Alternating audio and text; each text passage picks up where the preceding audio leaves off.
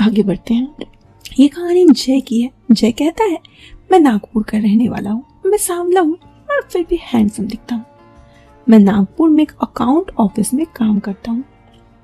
मेरे बॉस का ऑफिस उनके घर के बाहर तरफ है और अंदर उनका घर है। वहाँ वो उनकी वाइफ, जिनका नाम नीता है, वो रहती हैं। ऑफिस बंद करके चाबी अंदर ही मैं हमेशा देने जाता हूँ भाभी को। मैं चाबी उनकी पत्नी को देता तो उनकी पत्नी भी हमेशा, या फिर मैं उनकी भाभी को भाभी कहकर बुलाता। वो बहुत ही सुंदर थी, उनकी आंखें बड़ी ही नशीली थी। मैं हमेशा उन्हें देखते रहता, या फिर यूं कहो तो देखने का बहाना ढूंढता। कुछ दिनों के बाद भाभी और मैं एक दूसरे से काफी बातें करने लगे। क्योंकि ऑफिस के काम से सर बाहर काफी जाना आना पड़ता था सर को, तो वो घर पर अकेले होते, इसलिए जब भी मैं अंदर जाता तो वो मुझसे काफी देर बातें किया करती। धीरे धीरे मुझे उनसे बात करना अच्छा लगने लगा।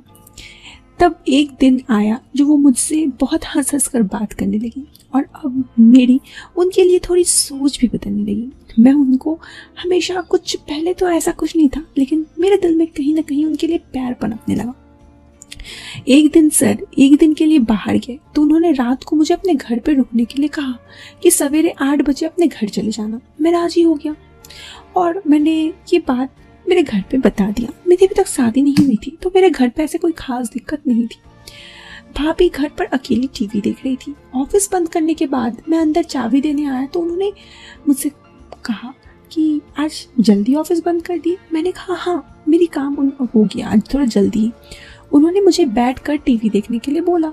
मैं टीवी देखते हुए उनसे बातें भी किए जा रहा था। मैंने उनसे पूछा, जब सर इतना बाहर जाते हैं तो आपको अकेले रहने में बहुत खराब लगता होगा। उन्होंने कहा हाँ, लगता तो है, पर अब तुम थोड़ी देर मुझसे बात कर लेते हो तो मेरा मन बहल जाता है। मैं मन ही मन अब उनके लिए फीलिंग्स थोड़ा स्ट्रांग होने लगा।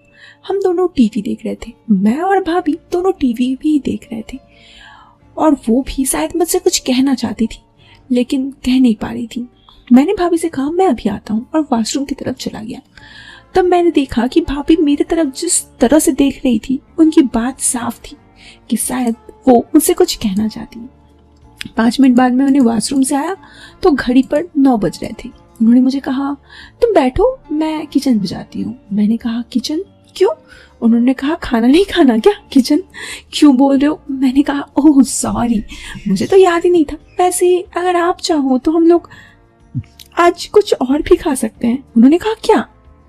मैं सोचा मैंने ये क्या बोल दिया और तुरंत कहा नहीं नहीं ऐसा कुछ नहीं, बस ऐसे ही। उन्होंने कहा बोलो तो। मैंने कहा अरे नहीं बाबा, ऐसा कुछ नहीं है। मैंने बात को काट दिया और उसके बाद थोड़ी देर में वो किचन चली गई और मैं बैठे बैठे टीवी देखने लगा। अभी आधे ही घंटा हुआ होगा। मैंने सोचा कि शायद मुझे जाकर उनकी थोड़ी हेल्प करनी चाहिए। मेरे दिमाग में उनसे बस प्यार भरी बातें करना था और इस रिश्ते को थोड़ा सा आगे बढ़ाना था। तो यही सोचकर मैं चला गया और मैंने किचन पे जाके देखा तो वो काम कर रही थी। वो मुझे देखकर बोली, अरे तुम यहाँ? मैंने कहा मैं भी तो अकेला बोर ही हो रहा था तो आ गया। उन्होंने कहा तुम यहाँ क्या करोगे? मैंने कहा मैं आपकी मदद कर दूंगा।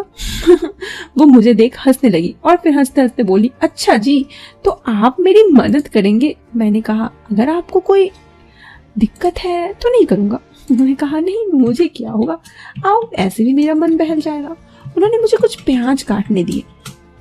मैं प्याज काट ही रहा था तभी लाइट भाग गई। मुझे लगा ये ऐसे उनका घर काफी बड़ा था। उन्होंने कहा शायद शॉर्ट सर्किट होगी, जनरली इस वक्त लाइट तो नहीं जाती। मैंने कहा ओके, हो सकता है। उन्होंने कहा रुको मैं कैंडल जला के लाती हूँ और फिर वो चली गई कैंडल जलाने। थोड़ी देर बाद जब वो वापस आई तो उसने मुझे कहा कि क्या हुआ, तुम्हें दिक्कत हो रही है प्याज काटने में? शायद मेरे आंखों में आंसू आ रहे थे जो उन्होंने देख लिया। मैंने कहा हाँ थोड़ी बहुत, वो एक्चुअली। उन्होंने कहा हाँ हाँ मैं समझती हूँ, कोई बात नहीं, इतने सोच समझ के बोलने की कोई ज़रूरत नहीं है। मैंने कहा हाँ वही जो आप सोच रहे हैं, थोड़ा सा तो दिक्कत हो रहा है। इसी तरह इधर उधर की बातें करते करते उन्होंने मुझे कहा अच्छा एक बात बताओ। मैंने कहा जी बोलिए। उन्होंने कहा तुम शादी क्यों नहीं कर लेते? मैंने कहा मैं शादी किससे करूं, ये तो सबसे बड़ी बात होगी ना। उन्होंने कहा क्यों, तुम्हें कोई लड़की पसंद नहीं है? मैंने कहा जरूरी नहीं कि जो लड़की मुझे पसंद हो उसे मैं भी पसंद रहूं। उन्होंने मेरे इतना कहने पर उन्होंने कहा अच्छा तो बताओ कौन सी लड़की है। मैंने कहा अरे वो पॉसिबल ही नहीं है उनसे शादी करने की। उन्होंने कहा अरे भाई क्यों पॉसिबल नहीं है, मैं कराऊंगी ना तुम्हारी शादी उससे। मैंने उन्हें इत्तेफाक से बोल दिया आप। इतना बोलते ही वो मेरी तरफ देखने लगी और उन्होंने मुझे अजीब निगाहों से देखते हुए कहा पर तुम्हें पता तो है कि मैं शादीशुदा हूँ। मैंने कहा तो अगर आप शादीशुदा नहीं होते तो क्या आप मुझसे प्यार करते। मेरा इतने कहने पर उन्होंने कहा शायद। मैंने कहा सच बोल रही हैं आप। उन्होंने कहा देखो मेरी जिंदगी में बहुत अकेलापन है, जब भी तुम्हारे बॉस यहाँ रहते हैं तब सिर्फ अपने काम में ही बिजी रहते हैं। ऐसे में मुझे भी लगता है कि काश मेरी जिंदगी में कोई और होता। मैंने कहा देखिए अब मैं आपकी जिंदगी के ये सब बातें तो नहीं बदल सकता, लेकिन हाँ इतना जरूर है कि अगर आप मुझसे थोड़ा वक्त बिता लें मेरे साथ तो कुछ बातें ऐसे हम दोनों शेयर कर सकते हैं जिससे हम दोनों का ही मन हल्का हो सकता है। मेरे इतना कहने पर वो मुझे देखने लगी, शायद उनकी आंखों से आंसू थे। शायद इतना प्यार से उन्हें आज तक किसी ने नहीं कहा था। उनके कहने पर मैंने जब ये कहा तो वो बोली अच्छा ऐसा क्या, ठीक है सोचते हैं।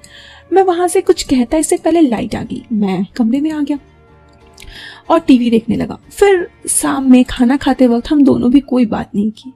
रात को जब खाना खाने के बाद मैं बैठा हुआ था तो उन्होंने कहा जाओ बेडरूम पे। मैंने कहा बेडरूम पे। उन्होंने कहा हाँ मैं आती हूँ। उनका ऐसा कहना मैं सोच नहीं सकता था। मैं चुपचाप उनके बेडरूम में चला गया। मैंने एक शब्द नहीं निकाला। पीछे पीछे वो भी आई और उसने कहा सच में जो बात तुमने आज कही ना वो दिल पे आ गई। हाँ मैं भले ही तुमसे शादी नहीं कर सकती लेकिन हम दोनों साथ प्यार तो जरूर कर सकते हैं। मैंने कहा मैं भी तो आपसे यही कह रहा था। और फिर हम दोनों एक दूसरे के साथ कुछ पल साथ बिताए। इसके बाद कई दफा जब उनके पति नहीं रहते यानी मेरे बॉस तो हम दोनों साथ वक्त बिताते। लेकिन इस रिश्ते के बारे में एक बार मेरे बॉस को पता चल गई और उसके बाद मेरी जॉब चली गई। हाँ अभी भी मेरी उनसे छुप छुप के बातें हो जाती हैं, कभी कदार हम मिल भी लेते हैं लेकिन पहले जैसा अब नहीं। लेकिन इतना जरूर है कि मैं उनकी जिंदगी में कुछ ज्यादा ही इंपॉर्टेंस में हूँ, इसीलिए चाहे कुछ भी हो जाए वो मुझे छोड़ना नहीं चाहती। बस दोस्तों यही थी एक छोटी सी प्यारी सी कहानी। कैसी लगी आपको ये कहानी कमेंट बॉक्स पे कमेंट करके जरूर बताएं। पसंद आई हो तो लाइक और चैनल पे पहली बार आए हैं तो सब्सक्राइब करें। मिलते हैं फिर एक नए वीडियो में एक नया इंटरेस्टिंग टॉपिक के साथ। Till then bye, take care, bye.